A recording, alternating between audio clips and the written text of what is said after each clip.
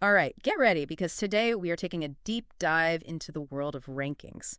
But we're not just looking at what's number one, we're talking about how those rankings really mess with our heads. It's funny, isn't it? We tend to think rankings are like a snapshot in time. Like who or what is at the top right this second.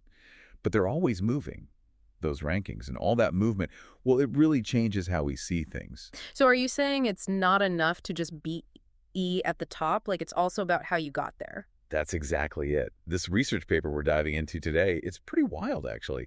These researchers took data from ranker.com. You know that site, right? It's like a total black hole of rankings for, well, everything. Oh yeah, ranker.com. I've definitely lost a few hours on there, or maybe more like a few days, if I'm honest. So what did they find?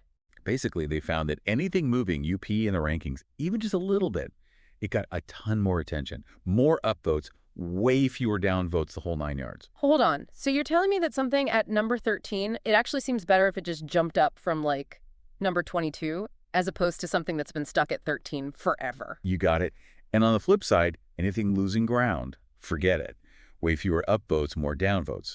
It's human nature. We're drawn to things that seem to be on the rise. Is it like we assume if it's moving up, it must be good. Wow, I'm totally guilty of that. It's like that, ooh, shiny new thing effect, but for, well, everything. But it can't just be about the numbers going up or down, can it? There's got to be more to it than that. Oh, you're definitely right. There's got to be more to it. And you know what? The researchers, they dug deeper. They wanted to figure out, why this happens. What's the reason behind this whole up is good, down is bad thing? Yeah. So that's where things get really interesting. Okay, lay it on me. What's the WHY here? All right. So they get this idea to do an experiment using Google AdWords. And they make up this online learning platform, call it Sigma.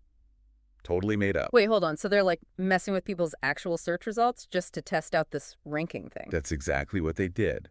But here's the thing. The ads themselves, they were almost identical. The only difference was how they talked about where Sigma ranked in its category. Okay, so like a control group and then a couple of different versions. You got it. One ad just said, straight up, Sigma is ranked number 13.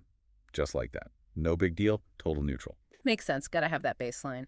What did the other ads say? All right, so the next one, they made it seem like Sigma had, well, kind of bombed. Yeah. Like it had fallen all the way from number 4 down to 13. Ouch. Even for a fake company, that's gotta hurt. Guessing that one didn't go so well. What do you think? Clicks fell off a cliff.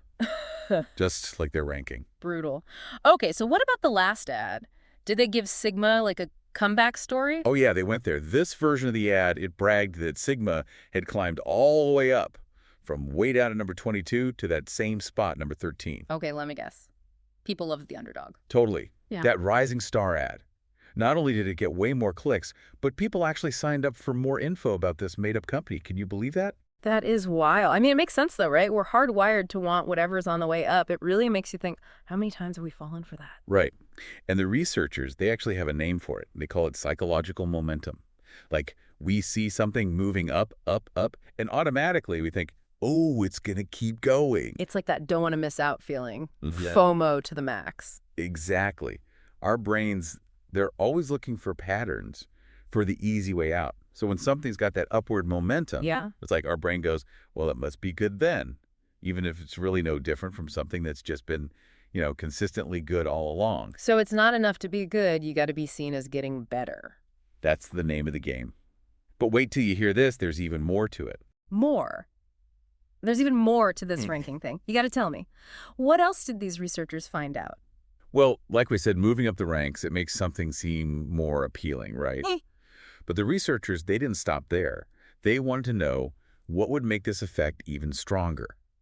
And what they found is it all comes down to why we think something is on the rise. Oh, okay. That's interesting. So it's not enough to just be climbing up the ladder. There's got to be like a reason for it. What kind of reasons are we talking about? Let me give you an example, okay? Imagine a hotel.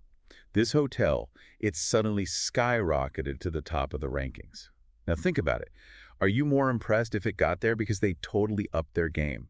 Like they renovated all the rooms, hired amazing staff, the whole 9 yards. Yeah, absolutely. They're actually putting in the work. Exactly. Yeah. Now, what if that same hotel, it just happened to climb the ranks because every other hotel in town? total construction zone, like it's the only decent option left. Does that feel different? Oh, 100%. It's less about them being amazing and more about everyone else, well, not being so great. Nailed it. We're way more drawn to things that are succeeding because they're actually getting better, not just because of something random happening around them. And you know what? The researchers found that even what's being ranked, that makes a difference too. All right, now you have to explain this one. How does that work? Okay, so picture this. We're talking about banks now. One bank, they're all about tradition, doing things the way they've always done them, that kind of thing. The other bank, they're all about the latest technology, constantly adapting to what customers want. Now, which one of those banks do you think benefits more from a sudden boost in the rankings? I'm going to go with the one that's all about changing and adapting. Bingo. See, they found that when something is constantly changing and improving, we're more likely to believe that upward climb is going to keep going. It's like that whole growth mindset idea, right? We're Yeah, just naturally drawn to things that have that potential to keep getting better and better. exactly.